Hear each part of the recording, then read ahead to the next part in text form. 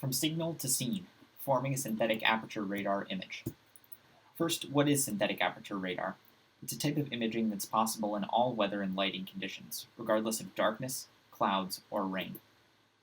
This makes it very appealing for various applications in science, the commercial sphere, and in intelligence.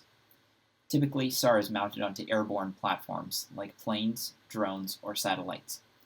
The technology increases radar aperture, a characteristic of radar, to increase resolution and produce higher quality images. Aperture can only be increased so far for airborne platforms by increasing the physical aperture because of the limitations of flight. So instead, the aperture must be increased synthetically, which you'll see on the following slide. The first stage is scanning, where the airborne platform flies in a path past the target, which is an area on the ground below and to the side of the aircraft. The radar emits pulses at specific intervals and then synthesizes data from those pulses into a single image. Because of this data processing step, the effective aperture of the radar is not the physical aperture, but it's the length of the flight path, which produces huge gains in image resolution. Those gains are realized in the processing step, where signals are taken from waveforms into the final image that you see on the screen. The first step in SAR image processing is the command and control module. In this step, we send commands to the radar and we receive data back from the radar. We are able to send radar settings that include the range window, the pulse integration index, transmit gain, and the number of scans we want.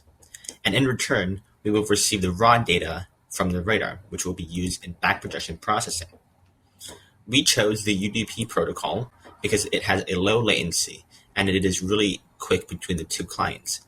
However, there are some problems with the fast speed, as many times they will drop packets. Basically, what that means is we will miss some of the data collected, and therefore we will have holes within our raw data. This can be potentially an issue in back projection, as we want to use as many scans as possible to create the best image from the radar configurations. However, we have found ways to overcome this, and our client is relatively robust in dealing with these problems. When this module finishes, we will receive the raw data from the radar, and that will be used to create the image through back projection. Back projection is the process of taking the raw data and turning it into an image that we can understand. As you can see, the raw data is on the left. It is just a series of numbers which represent the signal amplitude of the radar wave that was received. By using the wave data at various radar positions, we can calculate the relative reflectivity of different spots that the radar is targeting, spots on the ground. And as you can see, that's what's on the right here. We started with Python code to do this, and it was very rudimentary and very slow. But over time, we developed it and integrated more vectorized functions with NumPy and pandas. And now our code runs many multiples faster than it did before.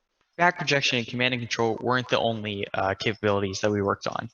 We also worked on a GUI system, which stands for Graphical User Interface, which allowed for much easier testing and just a overall better user experience for the command and control and back projection. While it wasn't technically necessary for the overall functionality of our systems, it definitely helped us speed up the work process when developing them.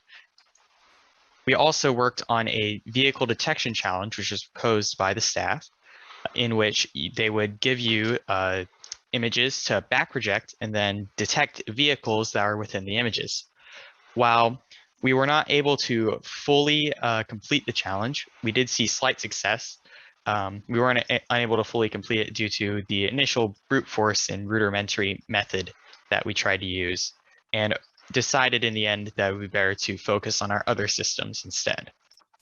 Overall, we better learned how to collaborate and work in a team, and how to use more creative perseverance to find new answers to different problems. For instance, with the GUI, when we were working with our testing, and how we ended up figuring out the back projection just overall throughout the course.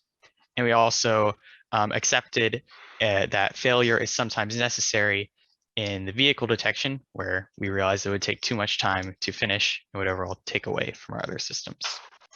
Thank you to everyone who has helped to make this experience possible.